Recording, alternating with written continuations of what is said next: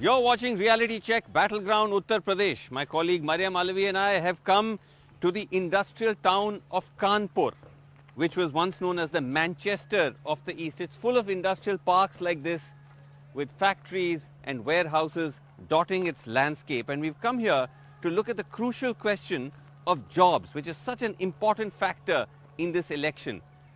On the face of it, it appears that UP, like much of the Hindi belt particularly, is facing a crisis of jobs. It appears that ever so often you'll find young people and students actually on the roads protesting, demanding jobs. As in the case of the railway entrance exam, those protests can even turn violent. But the UP government claims that they have more than met their promise of creating jobs. During the last election in their manifesto, they had promised to create 70 lakh jobs. But the Yogi Sarkar now claims they have created 2.8 crore jobs. These include 4.5 lakh government jobs, 3.5 lakh contractual government jobs, 1.6 crore jobs through self-employment and 1.2 crore jobs through 32 lakh new MSME units that have been set up in the state.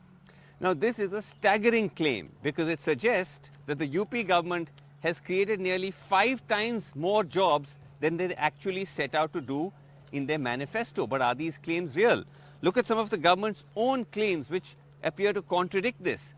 The government has a portal which matches job seekers with employers. And as Mariam found, in that portal currently there are 41 lakh job seekers and only 51 vacancies.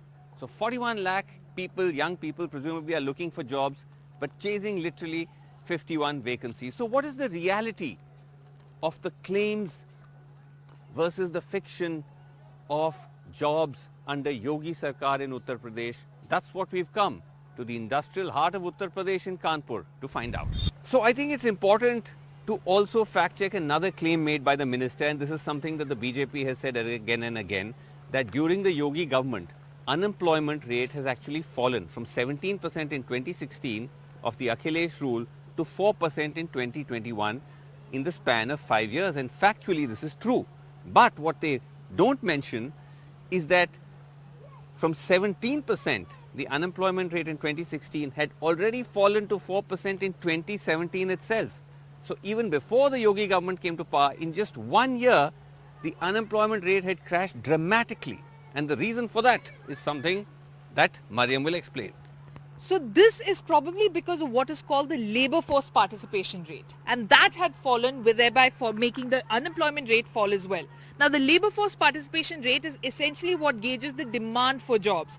After the note ban, there was a likely drop in the demand for jobs, and according to data, 11 lakh people exited the labor force between May 2016 and April 2017. What this means is that fewer people were seeking jobs, which meant fewer people were jobless. Right. This is of course all data by Center for Monitoring Indian Economy, CMI, all of which goes to suggest that it might more have to do with statistical jugglery than anything else, which bolsters this claim that joblessness fell in UP from 17% to 4% during Yogi Sarkar.